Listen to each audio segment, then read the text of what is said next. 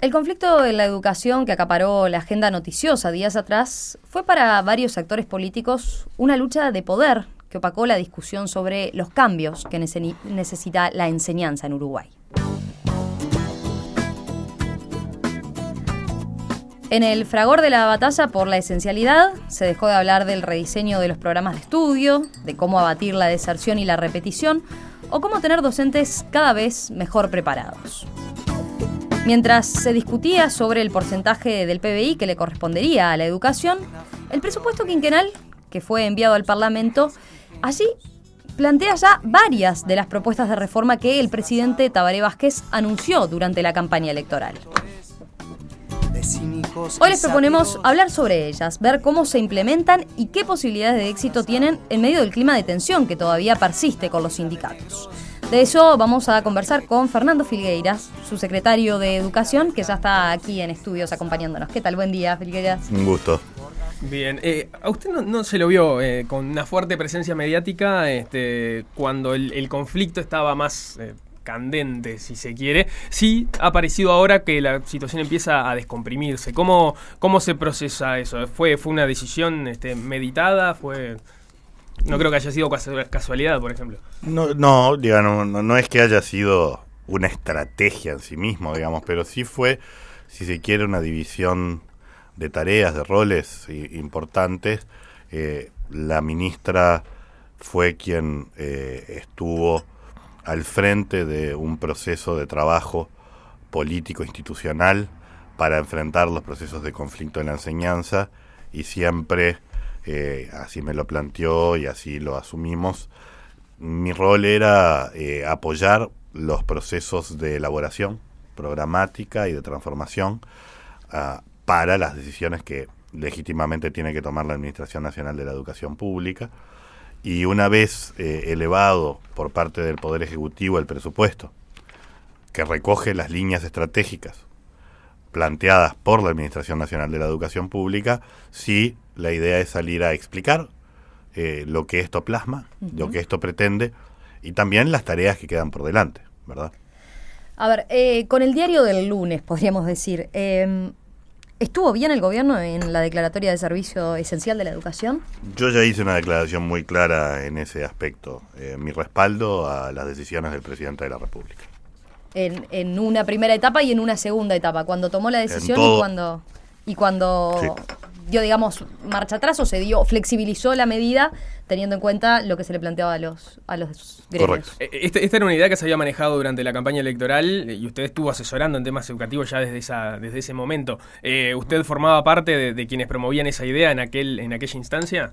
Digamos, ¿fue una idea que acercó usted, por ejemplo, como asesor educativo, o era algo que preexistía en la cabeza? No, la decisión la toma el presidente de la República. La toma el presidente de la República, y digamos, lo que yo puedo decir aquí es total respaldo a las decisiones que se tomaron en el proceso por parte del Poder Ejecutivo. Bien. Pasamos entonces a desmenuzar algunas de las medidas que se propone el gobierno entonces llevar adelante, ahora superada esta etapa de conflictividad. Con el presupuesto, como decíamos, se incluyeron varias medidas anunciadas en la campaña electoral. Hablemos de ellas en términos generales y después vamos a desgranar la implementación de cada una.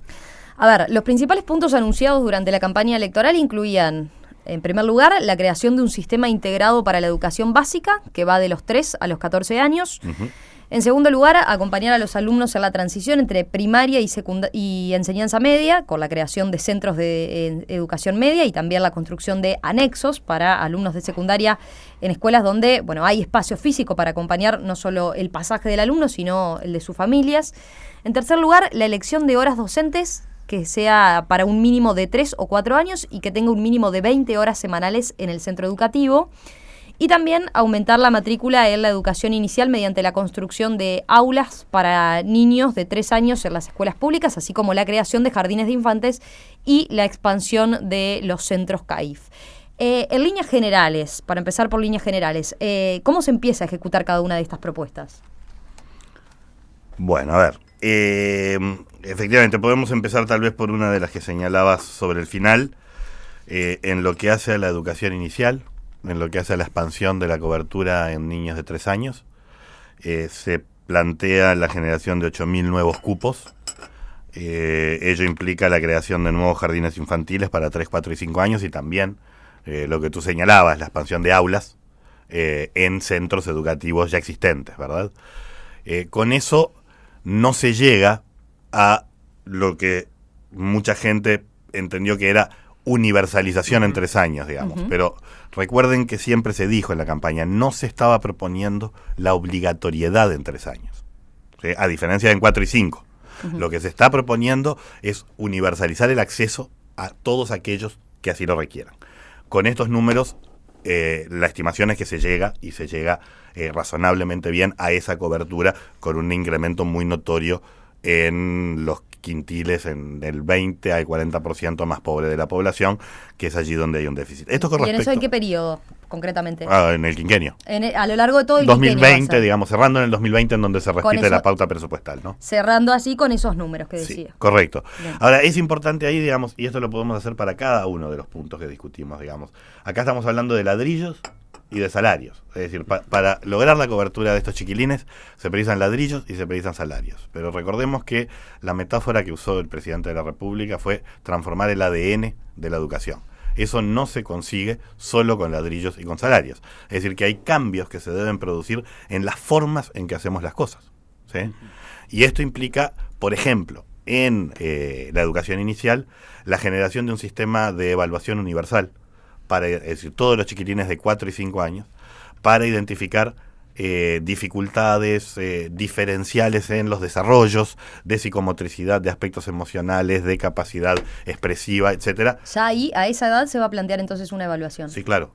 Es que no es una evaluación para identificar nota del alumno, ni evaluación del profesor. Es un instrumento de formación, de trabajo pedagógico, etcétera, pero es un instrumento que va a permitir identificar tempranamente los desafíos que enfrentan los chiquilines, que vienen obviamente con niveles desparejos, y que va a permitir trabajar hacia eso que la educación debe ser, que es igualación de oportunidades. ¿Y por quién correría esa evaluación? La Administración Nacional de la Educación Pública, el Consejo de Educación Inicial y Primaria, digamos, obviamente es quien administraría estos procesos evaluatorios, pero se generan desde el Consejo Directivo Central, desde el área de investigaciones y formaciones educativas. Sería como justamente para ayudar también en ese primer pasaje del jardín a la escuela primaria. Sí. Para que vengan, ya entren a la escuela con un diagnóstico. Con un diagnóstico y no solo un diagnóstico, porque a partir de esta evaluación se desarrollan protocolos de trabajo diferenciados con los chiquilines. Recordemos, uno de los elementos del cambio en el ADN es decir, no podemos asumir estudiantes homogéneos. Tenemos que primero identificar esas diferencias, ritmos diferentes de aprendizaje, ¿sí? Formas diferentes de aprendizaje, y tenemos que generar las estrategias pedagógicas para que todos los chiquilines puedan aprender y generar un conjunto de habilidades, de capacidades, etcétera. Esto empieza desde muy temprano. Recordemos que hay un marco curricular común ya definido para los niños entre 0 y 6 años, ¿sí? Esto ya existe, este marco curricular común ya está definido, y eso implica justamente un norte claro en el avance en capacidades, en habilidades que pretendemos que se empiecen a gestar desde que los chiquilines ingresan en el sistema, y antes también en los CAIF y en el sistema de cuidados, ¿verdad? Sobre el marco curricular común, lo que está proponiendo el gobierno para este quinquenio es ampliarlo, llevarlo para la educación básica de 3 a 14 años. ¿A partir de cuándo piensan estarlo implementando? ¿En qué etapas, digamos, a qué velocidades se daría? En este momento, en lo que se ha avanzado en forma importante es en primaria, en identificar los perfiles de trayectoria de logro, los perfiles de logro que se pretenden en la trayectoria de los chiquilines en primaria, tercero de escuela como un primer mojón, sexto de escuela como un segundo mojón, y ya se está trabajando, hay un grupo de trabajo constituido a nivel, de nuevo, del Consejo Directivo Central, ¿sí? Que tomando estos dos elementos también está trabajando sobre un documento previo que se había generado pero que hay que profundizar, que es el de los perfiles de logro y egreso de los terceros de liceo, digamos. Eso concretamente es las habilidades que deben tener los chiquilines en determinados cortes de edad. Exacto. ¿No? Y eso, digamos, de cómo se relaciona con esto, con generar el marco curricular. Es una pieza, ¿por qué era importante? Es una pieza, pero no es suficiente. El programa del Frente Amplio identifica que el sistema educativo va a avanzar hacia un marco curricular común, ¿sí? Y ese es un desafío que todavía está por delante. Esto constituye un avance, ¿sí?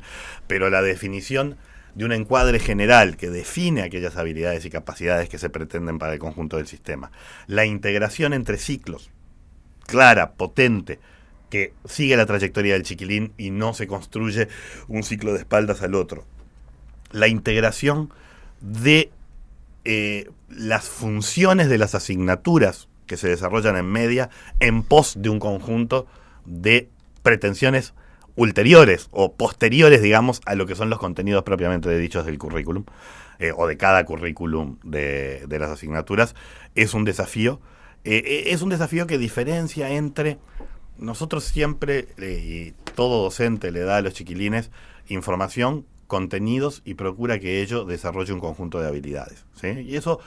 Hay muchísimos docentes y maestros a lo largo y ancho del país que tienen muy claro y desarrollan estrategias para que la cosa no se quede en la información y en los contenidos, sino que se oriente al desarrollo de habilidades y capacidades.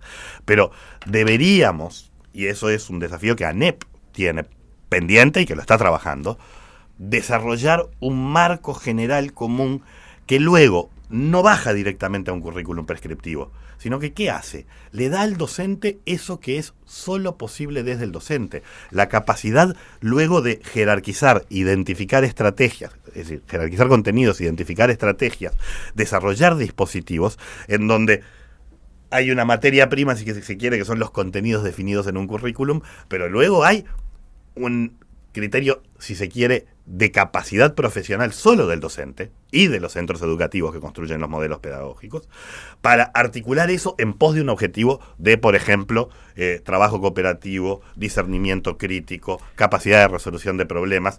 Este tipo de cosas como norte, ¿sí?, constituyen un corazón fundamental del cambio del ADN del sistema. Está bien, ahí es donde no entran, no tiene que ver necesariamente con los ladrillos, no tiene que ver necesariamente con los salarios, concretamente cómo tienen pensado trabajar. Pero sí tiene que ver con cosas que requieren, en algunos casos decisiones y en otros casos recursos. Por un lado, hay que tomar las decisiones, digamos, y la Administración Nacional de la Educación Pública avanza hacia ello, que es, bueno, de qué objetivos generales de la educación nos planteamos y cómo avanzamos en estos perfiles que nos dan una trayectoria. Pero además, no podemos pedirle a la educación media, ¿sí?, que con una lógica de docentes que solo están pagos por hora asignatura, ¿sí?, y que en muchos casos, especialmente en los centros de contextos más vulnerables, ¿sí?, no tienen 20 horas asignadas a un mismo centro, se puedan desarrollar los talleres, las lógicas de proyecto, que se pretende que son los dispositivos pedagógicos propios de un marco integrado, ¿sí? Entonces, la extensión de las horas, por ejemplo, en la propuesta de secundaria, de pasar de 20 a 30 horas, en donde 10 de esas horas no son de aula, ¿sí?, para un conjunto de docentes, constituye un dispositivo necesario y que tiene costos asociados, ¿verdad?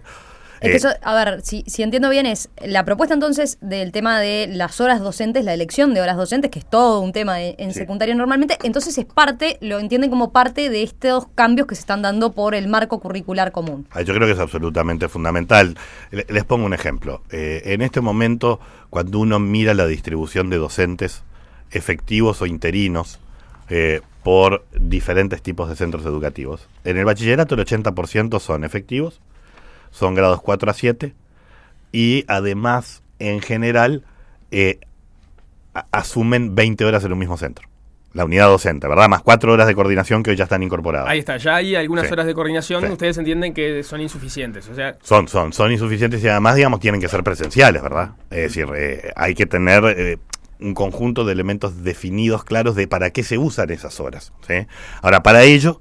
es necesario también salir de este otro ejemplo que yo les digo. En centros de contextos más vulnerables o en barrios de mayor vulnerabilidad, el 80% son docentes interinos, lo cual en sí mismo no es una diferencia en calidad, digamos. Un docente interino puede ser tan bueno como un docente efectivo, no es esa la discusión.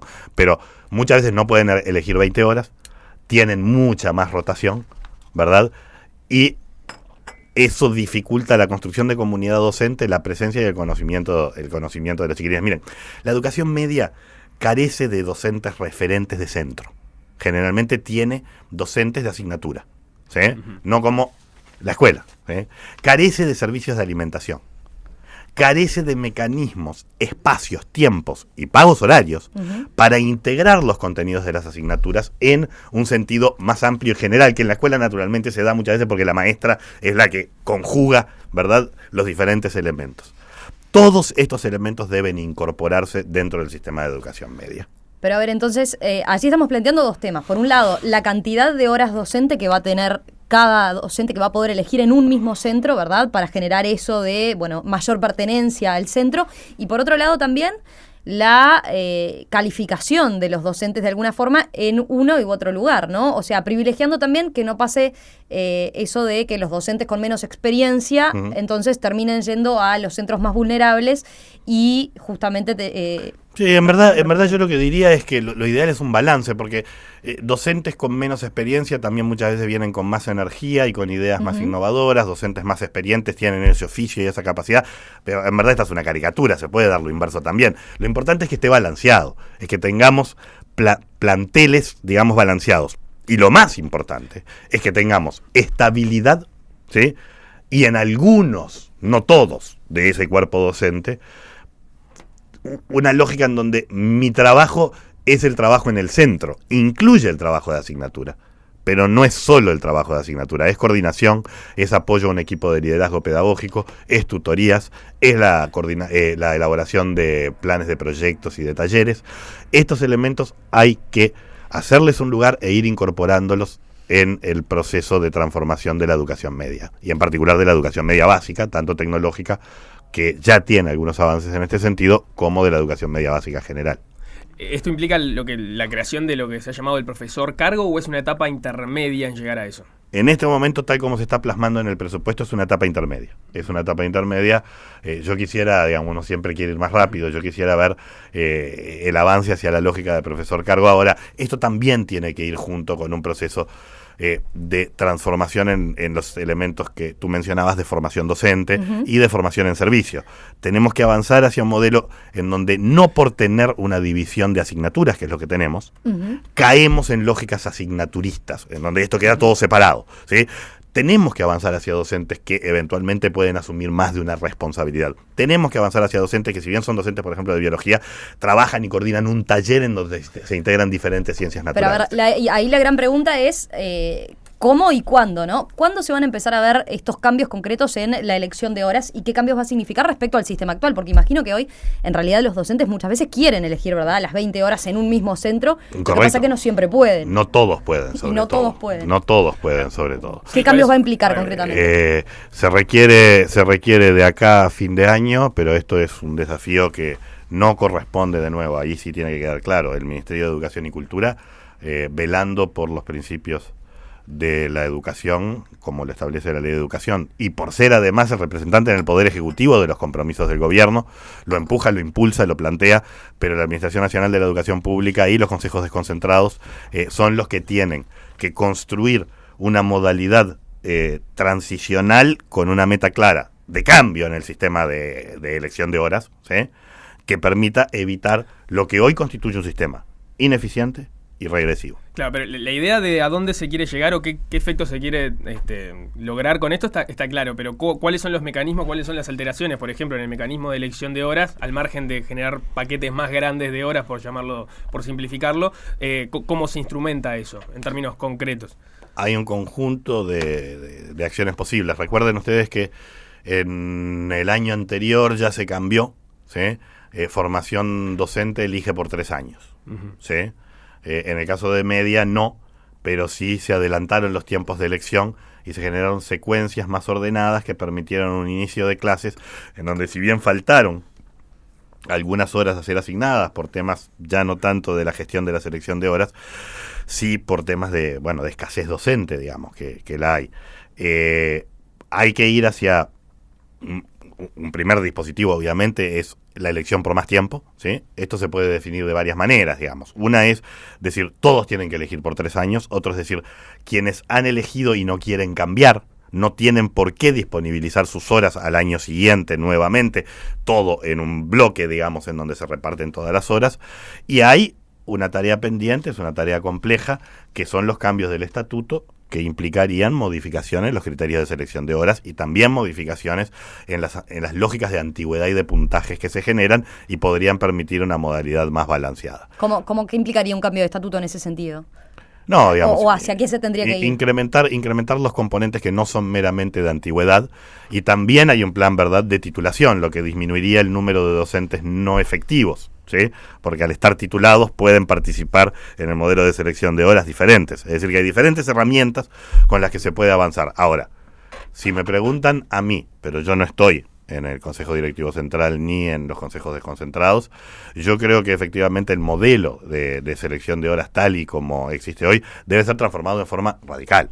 Es decir, no se puede pensar en una organización compleja que es de hecho, por decirlo de alguna manera, la empresa pública más grande del país en términos de las personas que tiene incorporada, en donde sus referentes fundamentales, quienes llevan en el aula el proceso y el cambio educativo, todos los años tienen la posibilidad de modificar su lugar de trabajo, que para ellos es muy negativo. Es decir, la ausencia de estabilidad en los centros de estudio también les genera a ellos problemas. Lo que pasa es que fijar de golpe a 3 años la cosa, también puede fijar una estructura de distribución de horas que no es la deseable. Es decir, que no es un proceso simple, pero me parece que es una de las tareas fundamentales. No refiere, si se quiere, al cambio del ADN, ¿sí? Refiere a un tema de gestión fundamental. Pero sin ese cambio es difícil hacer los otros cambios que se requieren, porque precisamos comunidad docente en los centros, porque la propuesta que se le está haciendo, y esto es muy importante entenderlo, la propuesta que yo creo que debemos llevar adelante y que se está haciendo de alguna manera, no es la idea de decir, ustedes hacían A, ahora hagan B, ¿sí? No, al revés, es a los docentes decirles, aquella idea de currículos prescriptivos con cuerpos inspectivos que monitoreaban esos currículos prescriptivos no es el modelo central que queremos desarrollar. Queremos tener un conjunto de objetivos claros y luego queremos que ustedes, desde los centros, desarrollen estrategias pedagógicas, ¿sí?, y propuestas bastante distintas y transformadoras y que no van a ser exactamente homogéneas, en donde lo que la autoridad debe proporcionar son las herramientas adicionales de horas, elementos que no hablamos, integración con el territorio, la incorporación de lógicas de taller, de ajedrez, de huertas, de teatro, de talleres de periodismo, de cine, ¿sí? Estos elementos, ¿sí?, son las herramientas que se proporcionan. En el medio están quienes van a liderar este proceso, las comunidades docentes. Ahora, para tener comunidades docentes tenemos que construir un modelo de asignación horaria y de estabilidad en centro mayor.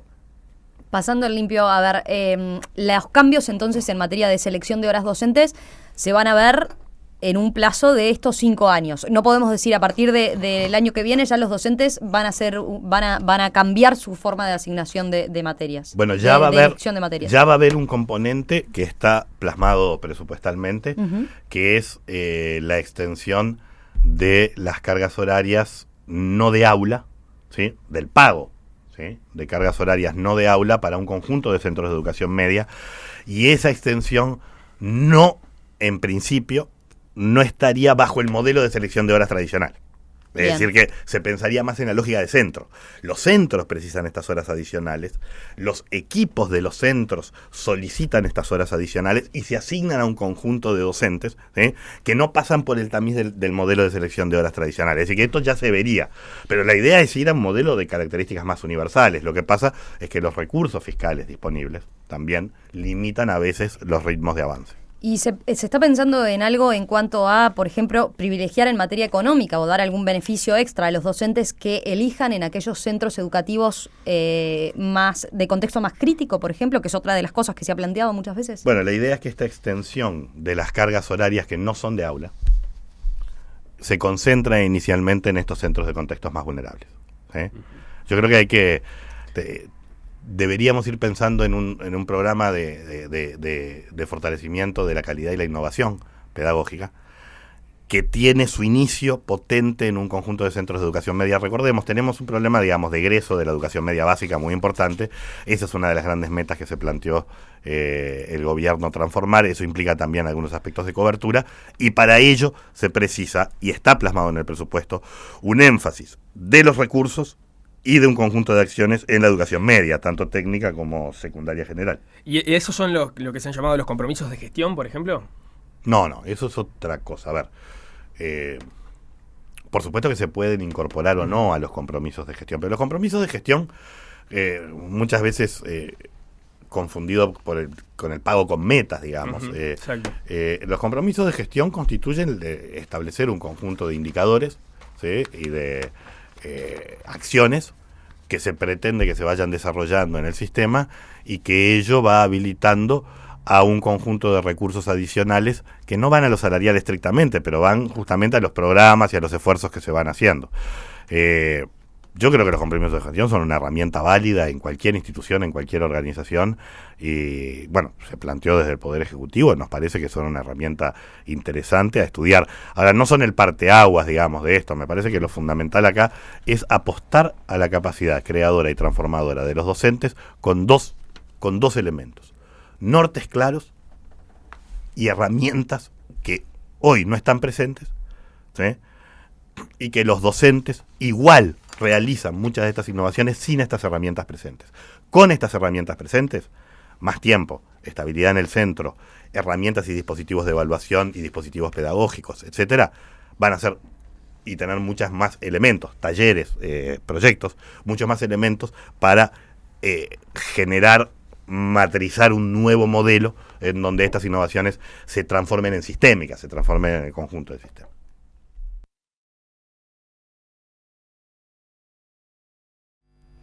Mientras el gobierno y los sindicatos de la educación se enfrentaban por el aumento de los salarios docentes, el presupuesto quinquenal llegó al Parlamento con varias de las reformas educativas que Tabaré Vázquez propuso durante la campaña electoral.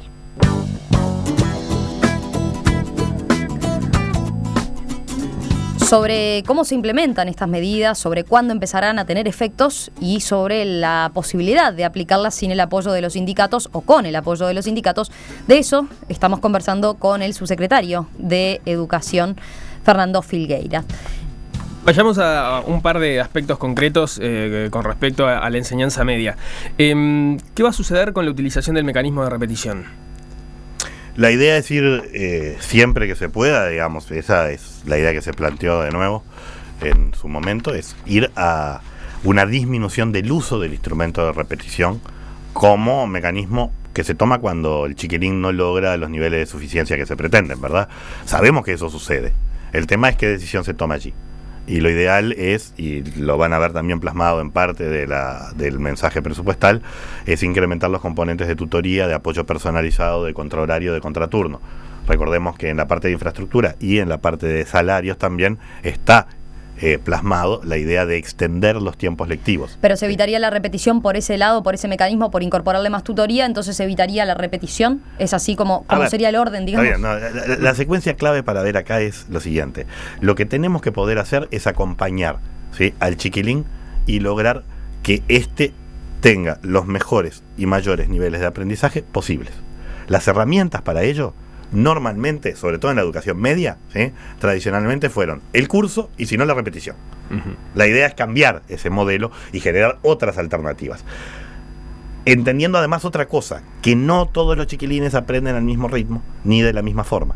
Y por lo tanto son las dos cosas, es usar otros instrumentos que mejoran los aprendizajes y también respetar más el ritmo, ¿sí?, propio del chiquilín sin cortar en forma dicotómica, ¿no? Es decir, sí o no, al final del año y decir usted pasa o no pasa. Entonces, es tanto los mecanismos reglamentarios de la repetición como la creación de otros mecanismos, ¿sí?, que permiten justamente decir, yo no es que estoy simplemente dejando pasar, estoy cambiando un mecanismo que era la repetición por otro. Pero se va a cambiar el mecanismo, esa parte formal que decía de el mecanismo, el reglamento de la repetición. Yo creo que se debería cambiar, esto es una opinión personal. Y eso, ¿en quién recae la competencia? En la ANEP.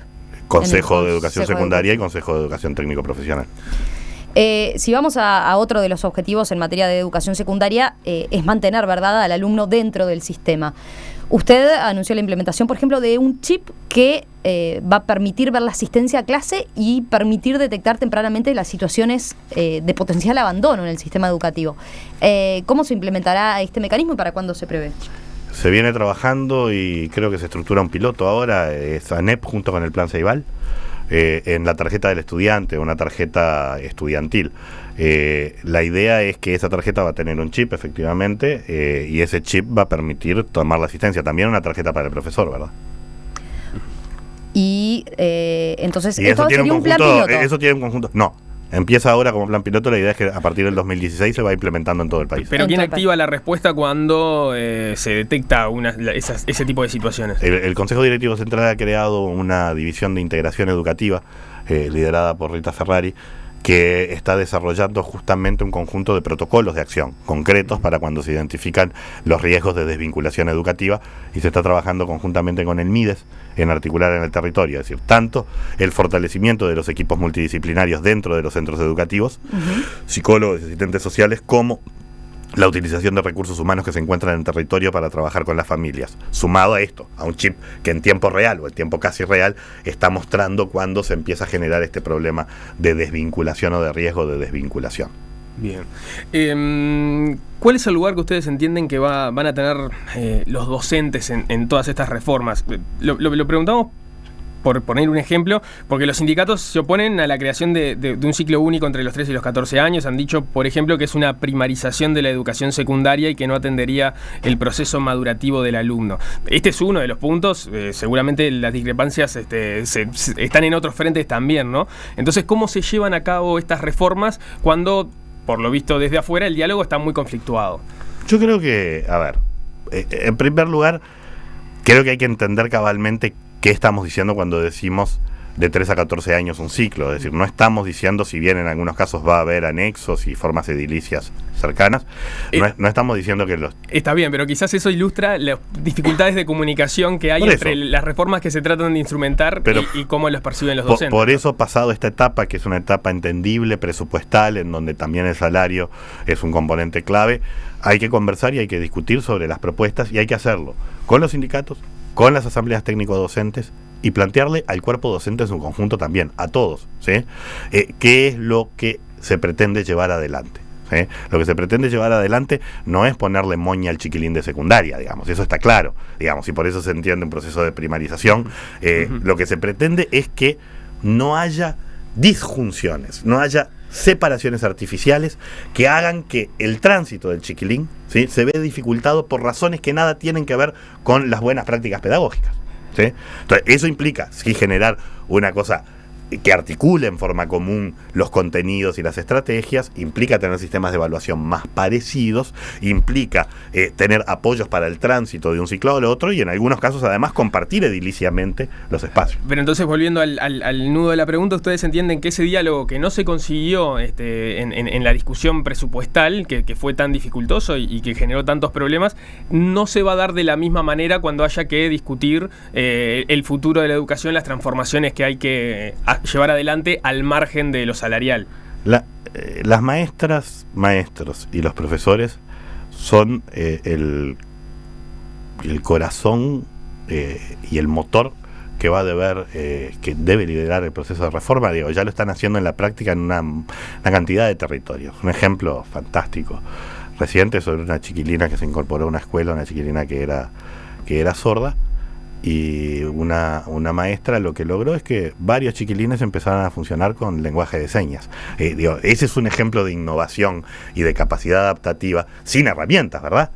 ¿Sí? Sin herramientas a procesos de dificultades y de diferenciación, que este es un ejemplo, pero se está haciendo hace ya 10, 15 años, por lo menos en la medida en que, sobre todo la enseñanza media, se volvió más popular, es decir, se incorporó más gente en todo el país. Ahora, en muchos casos lo hacen sin las herramientas y sin los apoyos necesarios. Yo creo que el sindicato y las asambleas técnico-docentes tendrán puntos en donde las autoridades deberán aprender, los técnicos deberemos aprender de lo que los docentes nos digan para entender, para ajustar, pero van a estar de acuerdo con esta idea de que enfrentando una población más compleja y sin herramientas es muy difícil, y ponemos al docente en una situación en donde ese esfuerzo que hacen día a día frente al aula en contextos complejos, ¿sí?, debemos modificar algunas reglas de juego y algunos elementos que no permiten herramientas para que esto se pueda desarrollar en mejores condiciones de trabajo.